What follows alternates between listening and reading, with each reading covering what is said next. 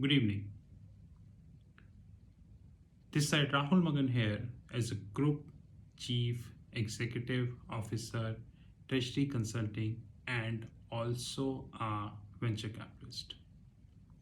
As we speak, Treasury Consulting is a multinational headquartered group based out Singapore, and we are a multinational hedge fund, which means we taking position in European equities, European indices, US equities, Asian equities, Asian indices, commodities, currencies, and many more asset classes. But like I said, our hedge fund is a 100% proprietary hedge fund, which practically means that no third party, whether you are a venture capitalist, whether you are a private equity, or you may be a venture debt, can invest in our hedge fund. And as we speak, our hedge fund is 100% profitable in nature. And thanks to God, because of this profitability, we are continuously expanding. Now, thanks to our wealth management desk, we are few steps, I repeat, few steps away from entering in the Dubai market. Few steps away. Probably in May, we would be, entering in the Dubai market.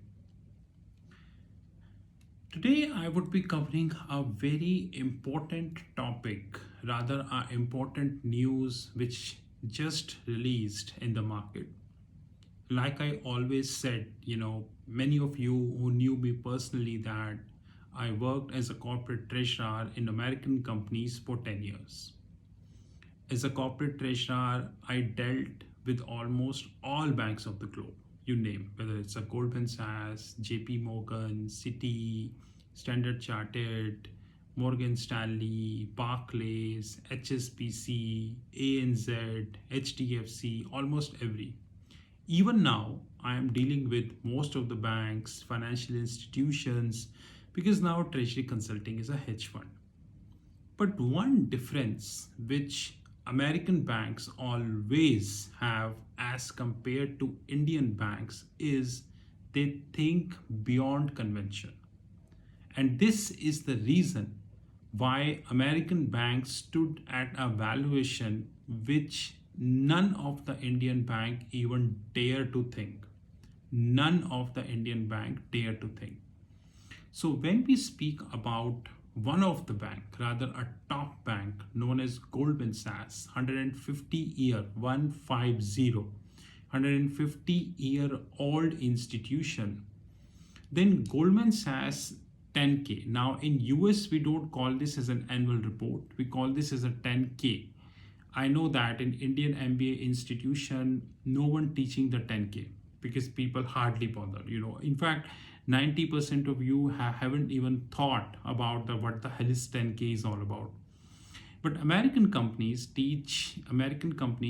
give their annual reporting in the form of 10K, which by the way includes Basel 3, Pillar 1, Pillar 2, and Pillar 3. Most important is the Pillar 3 to me.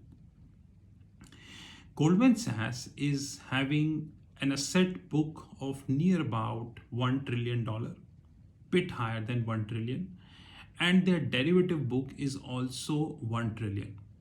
You name the derivative and they have in their books. In the last 2 months, Goldman looks very aggressive as far as their crypto plans are concerned. 1 month ago, Goldman Sachs launched crypto OTC option. So what the hell is crypto OTC option?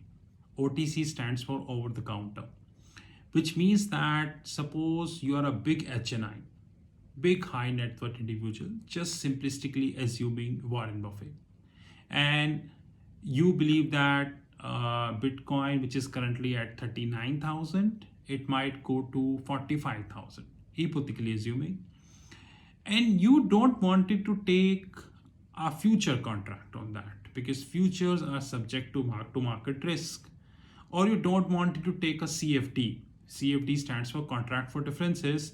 Rather, you wanted to take an option contract. So basically, if you believe things will go in your favor, you will execute the transaction. If things do not go in your favor, you let it go. Simple. So Warren Buffett will take a over-the-counter position with Goldman Sachs in Bitcoin. It could be call, buy call, which means Warren Buffett believes that crypto will move, basically Bitcoin will go higher. It would be sell call. Warren Buffett believes it will come down. It would be buy put, which means it will come down, and sell put. Of course, not to mention in the buy call, he pays the premium. In sell call, he receives the premium, vice versa in the put. Goldman was the first bank in the world who did that. And I don't want to name any bank specifically, but after Goldman Sachs, many international banks simply copied that. But till what extent they became successful, that is also a question. And of course, more videos would answer this question. Today, Goldman again made me proud when Goldman started lending against crypto, which practically is known as crypto loan, which means that, let's take an example. Again, take the same example. Warren Buffett holds 1 million bitcoins, assuming, and Warren Buffett wanted to have a loan. So he hold the stocks, he hold his own company stocks, he hold other company stocks, and he hold 1 million Bitcoin. Hypothetically assume he want the funding. So Goldman said, you collectorize me the Bitcoin and I will give you the funding. So you collectorize me your million Bitcoins, say currently it is near about 40,000, 40K, and I give you the funding. But there is a big catch. Now the catch is that how much would be the haircut? Because Bitcoin is not Bitcoin, almost all crypto coins are extremely volatile in nature. All crypto coins are extremely volatile in nature. So how much would be the haircut? That is the most important thing which we need to learn. Now, whether this haircut would be 10%, whether this haircut would be 20%, whether this haircut would be 30%, whether this haircut would be 40%, 50%, 60%, that is an interesting fact in the crypto law. So let's take an example. Why I'm talking about the haircut. There are many holidays we have in the world. The US Independence Day, the Good Friday, we have many holidays in the world when the whole global market is closed. Whole global market. There are many dollar holidays also. There are many local holidays also when the GBP market, the Euro market, the Swiss franc market, these markets are closed worldwide. But crypto market isn't closed. Crypto market works even on Saturday and Sunday also. Be it any holiday in the world, crypto market works. Let's take a simplistic, same hypothetical example. Warren Buffett hold 1 million bitcoins, and Warren Buffett wants to convert, basically funding. Suppose Warren Buffett lent to crypto to Goldman Sachs and current price is 40K, while Goldman charged 30% haircut, which means that Goldman would be giving 70%, which means 40,000 into 70%, which is near about 28,000. So the money which Goldman would be lending to Warren Buffett, 1 million coin into $28,000. This much money they would be giving, and they would be keeping 1 million Bitcoin in their custody. Of course, hacking is something which I will discuss in the next video.